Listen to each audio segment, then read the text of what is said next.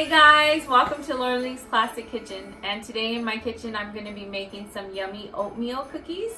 So come on in so I can show you what you're going to be needing. Right here I have 1 cup of canola oil. I've also used coconut oil as well. It's good both ways. I have brown sugar. You're going to be needing 1 cup of brown sugar, 1 cup of regular sugar, 2 eggs, 1 teaspoon of vanilla, 3 cups of oatmeal, and I use the old-fashioned oats. Those are the ones you're going to want to use because those are the nice thick oats. And then I have 1 teaspoon of baking soda, 1 teaspoon of cinnamon, a 1/2 teaspoon of cloves. You're also going to need 1 teaspoon of salt, as well as 1.5 cups of flour, plus 2 tablespoons of flour. And I'll show you when I do that. And make sure you have a good mixing bowl to mix it all in, because you're going to use your muscles right now. So first, I'm going to take my oil and I'm just going to place that in my bowl, along with my sugars. So remember, you guys need 1 cup of sugar. Now, this may seem like a lot of sugar, guys, but hey, sometimes you want to have that sweet cookie and it'll make it extra yummy. Now you're going to be needing the 1 cup of packed sugar, brown sugar. And the reason why you call it packed is because you want to place your hand in there, in the sugar, and kind of push it down, just like that. Wipe off any excess, and then you're going to want to dump that in your bowl.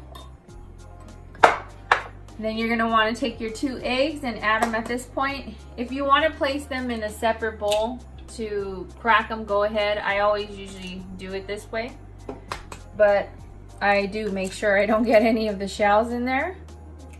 Now I'm going to wash my hands after holding these eggs. Now that my hands are nice and clean, I'm going to come over here to this vanilla, and I'm also going to place it in the bowl at this time. Now I want to get the sugars and the vanilla, all of your wet ingredients, in there first. And now we're just going to stir. You want to kind of cream it together. It's pretty simple. I mean, you can use like a hand mixer or I have a KitchenAid, but I just do it this way because it's pretty easy to mix.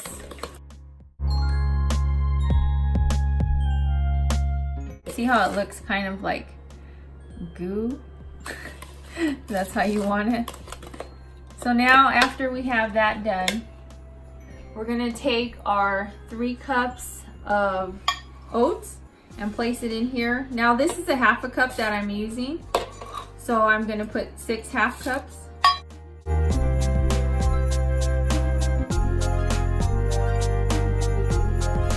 As well as my 1.5 cups of flour.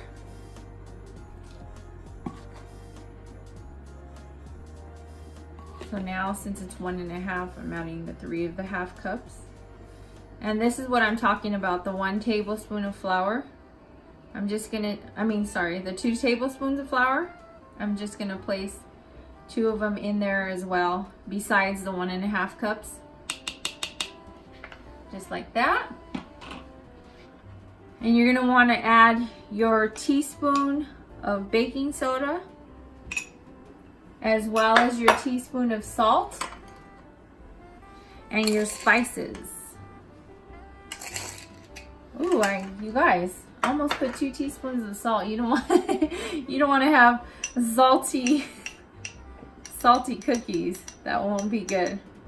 Now my secret ingredient in here, I don't really see too much people add cloves, but cloves give it a really good taste.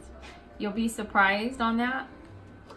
So now I'm going to add my 1 teaspoon of cinnamon as well. And this is where your muscles come in, guys. You're gonna work those muscles. No, it's not too bad mixing it and stirring it.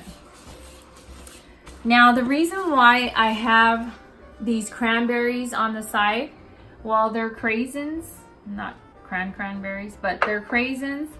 You can use regular raisins or nuts, or you can use both if you want. I've done it both ways. But I like the taste of the Craisins in here in this cookie as well. So after I mix all of these ingredients up, I'm gonna add my extra optional ingredient. If you're not crazy about Craisins, if you're not crazy about Craisins like I am, you don't want to add them. You can add whatever dry fruit you want, or they're good just without the fruit. See that? See all those oats, guys? See how it mixes up like that? It's kind of, it's not sticky, but it's like a little pasty. Now I'm gonna add my half a cup of Craisins in there. And you just want to mix. Now this part, this time, I'm telling you the truth, this is where you're gonna want to use your muscle, because this is the hard work right here. You want to get those little Craisins in there. Alrighty, now that we got it mixed up, I'm gonna get my little scooper. And before all of that, you're gonna wanna make sure you preheat your oven to 350 degrees. Now that I'm back with my scoopers, I gave you two options to make these cookies. You can use one, the regular small cookie, or two, the big cookie. Now today, guys, we're having big oatmeal cookies. So what you're gonna do is take your scooper and you wanna kind of press it in there. Just like that, like you did your packed brown sugar. Now if you want, you can take it out. You can place it on there like this and then smash it down. Or second option is you can roll it like a ball. I mean, if you want to be, you know, really perfect about it, roll it like a ball. And then I just help them out a little bit by smashing them down just like that. And I'll do another one for you guys. Pressing it, taking it out, and then I'm gonna squeeze it and roll it like a ball. Just remember, your hands need to be clean on this part. Remember, wash your hands good. And now I'm gonna place it on the tray. Now you wanna make sure you give them room, because they will spread. They're not like a cookie that just stays small. They are gonna spread, so give them room, and you're probably gonna have 6 that are gonna fit on one cookie sheet. So I'm gonna continue making these and I'll show you after.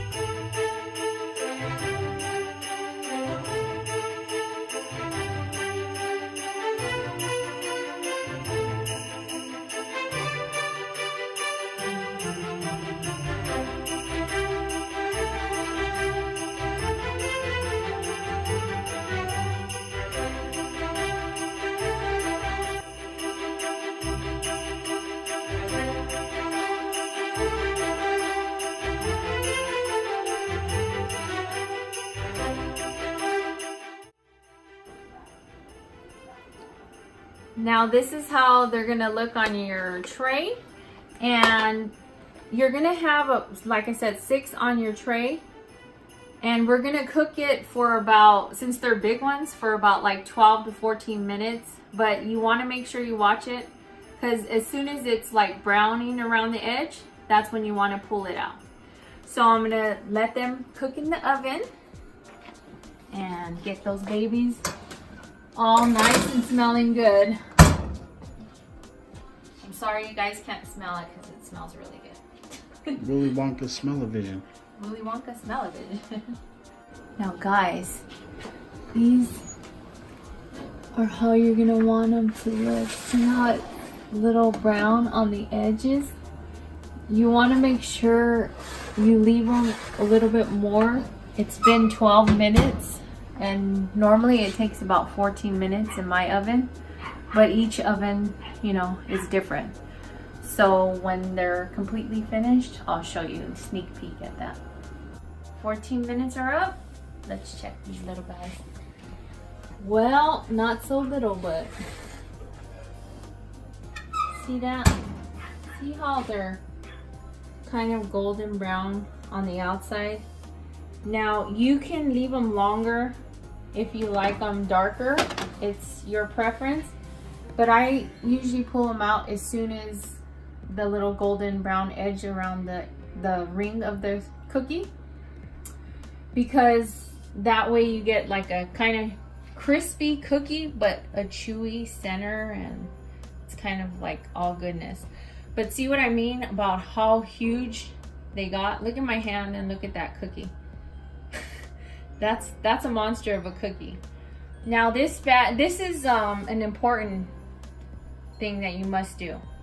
As soon as you take them out of the oven, you're gonna wanna leave them on the tray for about 3 to 5 minutes just to let them set before you transfer them to your cooling rack. So I'm gonna let them sit, let them take their time and marinate. Now it's been about 4 minutes that I had them resting on the tray, and see how they're gonna slide off of there? That's what you want, and that's why it's important to have either parchment paper or some kind of non-stick mat on there. Let's see how they are nice and yummy and big. And then you're gonna let them cool for a little bit, a couple minutes more if you wanna. I mean, if you can't wait, I mean, ain't nobody gonna judge you here. Just go ahead and eat your cookie. And now for my last little baby. We gotta make room on here because these are so humongous. Okay, Chris, you got your milk here and you got your cookie. So which one are you gonna choose? I was trying to choose the big one before we started filming, but Mom said no because let's see how they. Oh my gosh! Let me take a piece of that. Oh, see what I'm talking about? It's like crispy on the edge, and in the middle it's kind of like still soft, and you just want to take it and dip it in. That's a good oatmeal cookie. Don't forget to like, comment, and subscribe to Lauralee's Classic Kitchen for more of these delicious recipes. Have a beautiful, blessed day, and we'll be seeing you soon. Bye!